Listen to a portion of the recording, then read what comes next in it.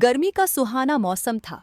आसमान साफ था, हरियाली छाई हुई थी और चारों तरफ खुशहाली थी।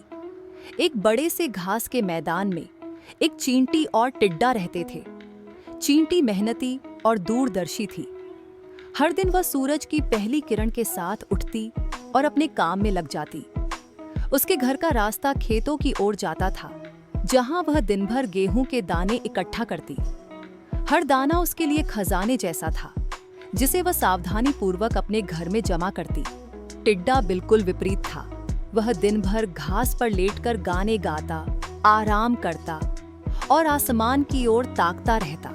उसके पास ना तो भविष्य की चिंता थी और ना ही कोई जिम्मेदारी का एहसास। वह सिर्फ वर्तमान में जीता था। जब भी चींटी उसे गेहूं के दाने उठाकर ले जाते हुए दिखाई देती, वह हंसता और कहता, अरे चींटी, तुम इतना क्यों काम करती हो? जिंदगी तो मजे करने के लिए है। मेरे साथ आओ, गाओ और आनंद लो। लेकिन चींटी उसकी बातों को नजरअंदाज कर देती। वह कहती, टिड्डा, गर्मी का मौसम हमेशा नहीं रहेगा। सर्दियां आने वाली हैं। मुझे अपने और अपने परिवार के लिए तैयारी करनी है। गर्मी के लंबे दिन चींटी के लिए बेहद व्यस्त थे। हर दिन वह सवेरे खेत में जाती, भारी भारी दाने उठाकर अपने घर लाती और उन्हें सावधानी से रखती। उसका घर व्यवस्थित था।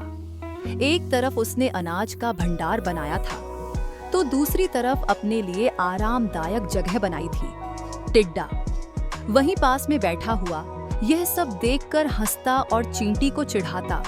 वह कहता, तुम कितनी मूर्ख हो चींटी। इस खूबसूरत मौसम में मस्ती करने की बजाय तुम मेहनत कर रही हो। देखो, मैं कितना खुश हूं। तुम्हें भी मेरे जैसे बनना चाहिए। चींटी ने जवाब दिया, टिड्डा, हर मौसम का एक समय होता है। अभी मेहनत करने का समय है। जब सर्दी आएगी तब मैं आराम करूंगी। टिड्डा ने इस बात को मजाक में उड़ा दिया। वह सोचता था कि चींटी बेवजह अपना समय बर्बाद कर रही है। धीरे धीरे गर्मी का मौसम खत्म होने लगा। आसमान में बादल छाने लगे और बारिश शुरू हो गई। चारों तरफ हरियाली फैल गई। लेकिन चींटी अब भी अपने काम में लगी रही। वह जल्दी जल्दी अनाज इकट्ठा कर रही थी, क्योंकि उसे पता था कि बरसात के बाद सर्दियां आएंगी। दूसरी ओर टिड्डा अब भी मस्ती में डूबा हुआ था। वह बारिश की फुहारों का आनंद लेता, गाने गाता और सोचता कि जीवन कितना आसान और सुंदर है। एक दिन बारिश के दौरान चींटी भारी अनाज के दानों को उठाकर ले जा रही थी। बारिश के कारण रास्ता फिसलन भरा था और अचानक चींटी का पैर फिसल गया। वह जमीन पर गिर पड़ी और अनाज का दाना दूर जा गिरा। चींटी दर्द से कराहने लगी। वहीं पास में बैठा टिड्डा यह देखकर जोर जोर से हंसने लगा। उसने चींटी की मदद करने की बजाय उसका मजाक उड़ाया।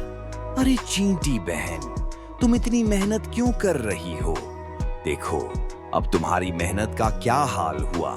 चींटी ने अपनी चोट की परवाह किए बिना धीरे धीरे अनाज के दाने को उठाया और वापस अपने घर की ओर चल पड़ी।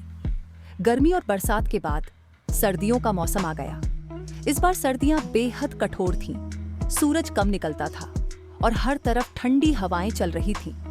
पेड़ पौधे बर्फ से ढक गए थे और खाने के लिए कुछ भी नहीं बचा था। चींटी अपने घर में आराम से थी। उसने पूरे गर्मी और बरसात के मौसम में जो मेहनत की थी, उसका फल अब मिल रहा था। उसका घर अनाज से भरा हुआ था। उसने अपने लिए गर्म रहने की पूरी तैयारी कर रखी थी। दूसरी ओर टिड्डा सर्दी से कांप रहा था। उसके पास ना तो खाने के लिए कुछ था और ना ही ठंड से बचने का कोई इंतजाम। वह भूख और ठंड से बेहाल होकर घास के मैदान में भटकने लगा। हर तरफ बर्फ थी और कहीं भी हरियाली नहीं दिख रही थी। टिड्डा पछता रहा था।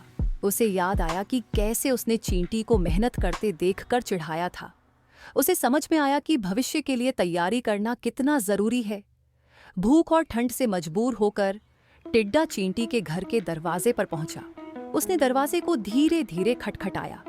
चींटी ने दरवाजे से झांक कर देखा और पूछा, कौन है? टिड्डा कांपती आवाज में बोला, चींटी बहन, ये मैं हूँ। कृपया मुझे अंदर आने दो। मैं भूख और ठंड से मर जाऊंगा। मुझे थोड़ा खाना दे दो। चींटी ने गंभीरता से कहा, टिड्डा, जब मैं मेहनत कर रही थी तब तुम गाने गा रहे थे। मैंने तुम्हें कई बार कहा कि सर्दियों के लिए तैयारी करो, लेकिन तुमने मेरी बातों को नजरअंदाज कर दिया। अब मेरे पास तुम्हारे लिए कुछ नहीं है। टिड्डा ने गिड़गिड़ाते हुए कहा। मुझे माफ कर दो चींटी बहन, मैंने गलती की। मुझे समझ नहीं आया कि मेहनत का क्या महत्व है। कृपया मुझे एक मौका दो, मैं तुम्हारा एहसान कभी नहीं भूलूंगा। चींटी कुछ देर चुप रही। उसने सोचा कि टिड्डा अपनी गलती मान चुका है। उसने दरवाजा खोला और कहा, आओ अंदर आ जाओ, लेकिन याद रखना यह तुम्हारी आखिरी गलती होनी चाहिए। टिड्डा ने चींटी का शुक्रिया अदा किया और वादा किया कि अगली गर्मियों में वह भी मेहनत करेगा और भविष्य के लिए तैयारी करेगा।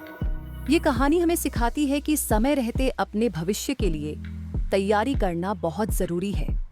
आलस्य और लापरवाही से जीवन में मुश्किलें आती हैं, जबकि मेहनत और अनुशासन से सफलता और सुकून मिलता है। Please like, share and subscribe our channel to learn more. Thank you.